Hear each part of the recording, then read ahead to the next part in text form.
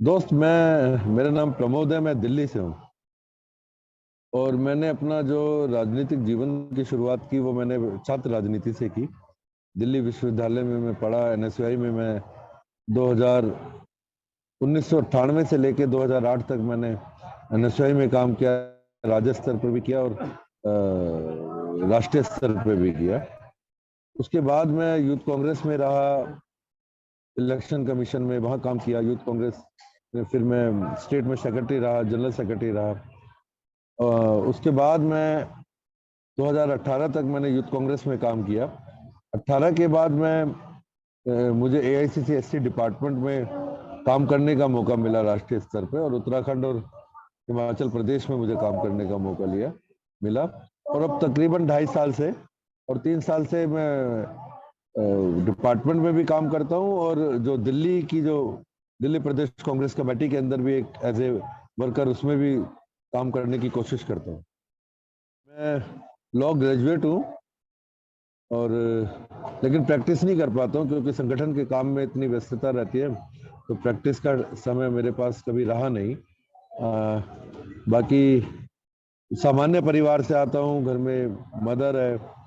और दलित कम्युनिटी से आता हूँ। और दलितों में भी जो जाटो कम्युनिटी है उससे मैं बिलोंग करता हूँ। और मिडिल फैमिली से मैं बिलोंग करता हूँ। और कांग्रेस पार्टी ने मुझे जो मौका दिया, मेरे जैसे मध्यम वर्ग परिवार के बच्चे को जो राष्ट्रीय स्तर पे काम करने का मौका लिया, इसके लिए मैं कांग्रेस का आभार व्यक्त करता हूँ। राहुल गांधी जी का आभार व्यक्त।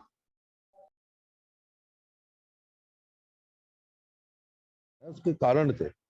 उसका एक कारण तो ये आप कह सकते हैं कि भाई क्योंकि मैं जब लोगों से सुनता हूँ कि भाई हमारे जो दादा थे परदादा थे स्वतंत्रता सेनानी रहे, तो हमने आज़ादी की लड़ाई नहीं देखी। और हम लोगों ने वो समय नहीं देखा। और वो लोग सौभाग्यशाली थे जिन्होंने आज़ादी की लड़ाई में जिनका किसी भी तरह का योगदान रहा। तो मुझे लगा आज भी इस देश में एक हम लोग आज़ादी पाना चाह रहे हैं बेरोजगारी से, नफरत से। और ये जो नफरत का माहौल है उससे। तो मुझे लगा जब एक हम लोग भारत जोड़ने को निकले हैं, हम लोग प्यार बांटने को निकले हैं, तो मुझे उस यात्रा में मेरी जो भी भूमिका रहे, अगर मुझे भारत यात्री बनने का अवसर नहीं मिलता, जिस तरीके से जो लोग ऑफिशियल भारत यात्री है, मैं उसके बावजूद भी इस यात्रा को ज्वाइन करता और चलता। ऐसा मेरा शुरू से मानना था। तो सौभाग्य से मुझे मौका मिला। और जो 119 लोग रहे, जितने भी भारत यात्री हम लोग हैं, उनके साथ चलने का मौका मिला। और सबसे खुशी की बात यह है कि दिल्ली कांग्रेस से मुझे यहाँ आने का मौका मिला।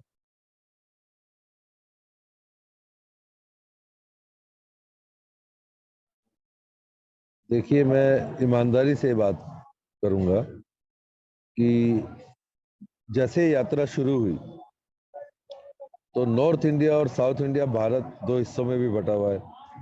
वैसे तो कई हिस्सों में इन लोगों ने बांट रखा है। और जाति के आधार पे भी बांट रखा है, धर्म के आधार पे भी बांट रखा है, क्षेत्र के आधार पे भी बांट रखा है, भाषा के आधार पे भी बांट रखा है। तो बेसिकली भारत निर्माण में मैं कहूँ कि हम भारत निर्माण करना चाहते हैं, तो ये तो मतलब छोटा मुंह बहुत बड़ी बात होगी। कांग्रेस ने पहले भी भारत को निर्माण करने के लिए बहुत अच्छे अच्छे काम किए। तो जो जो विकास था, जो यहाँ का भाईचारा था, वो खत्म हो रहा है। उसके लिए यात्रा है। तो मैं ये चाहूंगा कि भारत में इक्वालिटी सबसे ज्यादा जरूरी है। जाति के आधार पे, धर्म के आधार पे, रंग के आधार पे, लिंग के आधार पे। तो मैं चाहता हूँ भारत ऐसा बने जहाँ सब लोग समान हो, सब लोग एक दूसरे को समान रूप से देखें। तो मैं उस भारत को चाहता हूँ, उस भारत को मैं देखना चाहता हूँ जो कि आजादी के टाइम से लेकर और अब तक काफी उस पर काम हुआ, चीजें बदली। पहले दलित लोग इतना, मतलब जब संविधान तब तक नहीं बना था, तो मुझे लगता है कि अगर ये भारत का संविधान नहीं होता तो मैं आपके साथ ऐसे बैठ के बात नहीं कर रहा होता।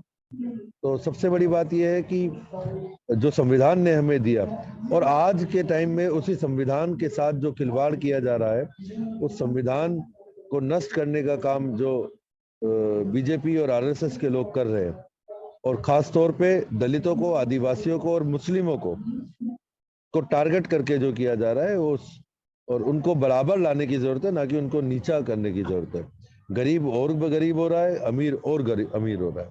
तो इक्वालिटी होनी, और खास तौर पे फाइनेंशियल इक्वालिटी भी इस देश में बहुत जरूरी है। मैं ये मानता हूँ कि अगर कोई ब्राह्मण है और वो गरीब है, तो उसको भी समाज में उठाने का काम हमारी सरकारों को करना चाहिए। हम लोगों को उनको भी अपने बराबर लाने की जरूरत है, मेरा ऐसा मानना है। अ, हम लोग ना केरला में थे, तो केरला में आई थिंक कौन सी जगह थी बेसिकली, मतलब केरला हमने एंटर किया था, 3-4 दिन रहे होंगे। तो हमें आराम का तो देखो काफी मौका मिलता है, काफी समय हम लोगों को मिलता है दोपहर में। तो आराम करते करते भी कई बार लगता है कि यार चलो, तो मैं, क्योंकि वहाँ लैंग्वेज का प्रॉब्लम है, तो मुझे वहाँ एक लड़का मिला। उसने बताया कि वो एनएसआई में उसने काम किया है, अभी वो दुबई चला गया था, उसके बाद जो है बेंगलोर में वो आईटी सेक्टर में किसी में काम कर रहा है। तो मैंने उसको पूछा कि यार तेरे पास व्हीकल है क्या? उसने बोला मेरे पास कार तो नहीं है भैया, मेरे पास बाइक है। तो मैंने कहा यार मुझे आप जो है अपने इंटीरियर में अपने गांव में घुमा कर लाओ। तो वो मुझे अपने गांव लेकर गया, अपने घर, उसने अपने घर फोन किया अपने माता पिता को, जैसा मुस्लिम लड़का था और वो आरिफ करके। तो उसने जो है, मैंने उसके यहाँ खाना वाना खाया, मतलब मैंने उसको करीब से जानने की कोशिश की कि भाई बेसिकली केरला में लोग कैसे रहते हैं, कैसा सोचते हैं। तो वो मुझे कुछ दलित परिवारों के घर में भी ले गया, और तो वहां पर मुझे, मतलब जब मैं वहां उस बस्ती में से निकला, वो पहाड़ पे थे घर, कुछ ना 5-6 घर थे। तो जब मैं निकला तो नीचे मुझे एक आदमी से उन्होंने मिलवाया। वो पसीने में तरबतर था, उनने लुंगी बांधी थी ऊपर करके आधी पूरी, तो पसीनों में था। तो मुझे उसने परिचय कराया कि ये जो है, उनका नाम था असलम भाई करके। तो जैसे ही उन्होंने बताया कि ये राहुल जी के साथ चल रहे हैं, तो वो मेरे को गले लग गए। मेरा माथा उन्होंने कम से कम 10 बार चूमा। हालांकि उनको पसीना था, बल्कि उन्होंने मुझे इतना प्यार दिया, इतना प्यार दिया, मेरे हाथों को चूमा, कभी माथों को चूम रहे, फिर हाथ चूम रहे, फिर माथा चूम रहे। तो मुझे वो खुशबू की तरह प्रतीत हुआ, इतना प्यार उन्होंने मुझे दिया।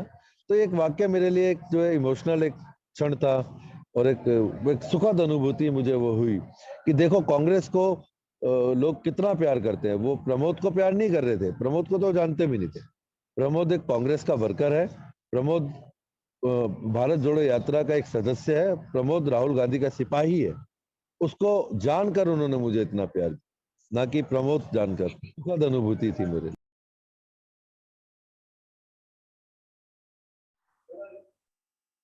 देखो इस यात्रा की बॉस, पहली बात तो आप तो खैर घर के भाई हैं, और कांग्रेस संदेश कांग्रेस का है।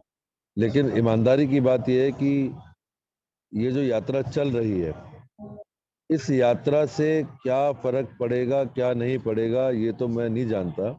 लेकिन इस यात्रा से ये जरूर होगा कि जो एक दूरियां जो रही, जो संदेश, जो आज की जो मीडिया है, जो संदेश हम देना चाह रहे हैं, पहले तो हम भाईचारे का संदेश, इस देश को बांधने का संदेश देना चाह रहे हैं। और जिस तरीके से मीडिया बिल्कुल हम लोगों को दरकिनार कर दिया, विपक्ष में आवाज नहीं सुनी जाती है हमारी। और जो उद्देश्य है राहुल जी, मतलब बेसिकली वही चीज सिमिलर मेरी भी सोच है कि यात्रा का उद्देश्य है इस जमीन पे आके, क्योंकि तो आज की स्थिति में कांग्रेस जमीन पर है, हमारा नेता सड़क पे चल रहा है। तो सड़क पे जब आदमी चलता है, और जब भी कोई, आप इतिहास उठा के देख लो, कोई भी यात्रा रही हो, जब आदमी निकलता है ना सड़क पे, तो लोग उससे मिलते भी हैं, लोग उससे जुड़ते भी हैं, लोग उसको प्यार भी करते हैं। और एक ये मैसेज जो है इस यात्रा का, जैसे हमने तमिलनाडु से शुरू किया, तो केरला में हमें और भी ज्यादा प्यार मिला, केरला से आगे बढ़े कर्नाटका, और भी ज्यादा लोग लोग प्यार दे रहे हैं।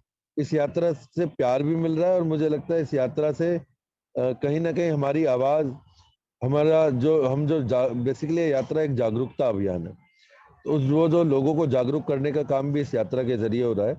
लोग जागरूक हो जाएंगे तो मुझे लगता है कि देश अपने आप बदल जाएगा। लोगों को जागरूक करने के लिए लोगों को बताने की जरूरत नहीं है कि ये यात्रा है। लोग अपने आप जान रहे हैं कि यात्रा चलने से हम लोग जो हैं देश को जोड़ने का भी काम कर रहे हैं।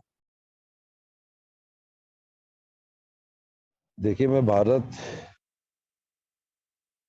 के लोगों से, वैसे तो भारत के लोग बहुत समझदार लोग हैं, बहुत प्यार करने वाले लोग हैं, लेकिन ये पिछले कुछ सालों में जिस तरह का जहर घोला जा रहा है, जिस तरह का माहौल इस देश में बनाया जा रहा है, मुझे याद है कि, क्योंकि मैं इस बात को जरूर आपसे कहना चाहूंगा कि अभी 2020 में जो दिल्ली में दंगे हुए, मैं उसी जगह से आता हूँ जहाँ जो पर्टिकुलर जहाँ दंगे हुए, शिव विहार के पास मेरा घर है।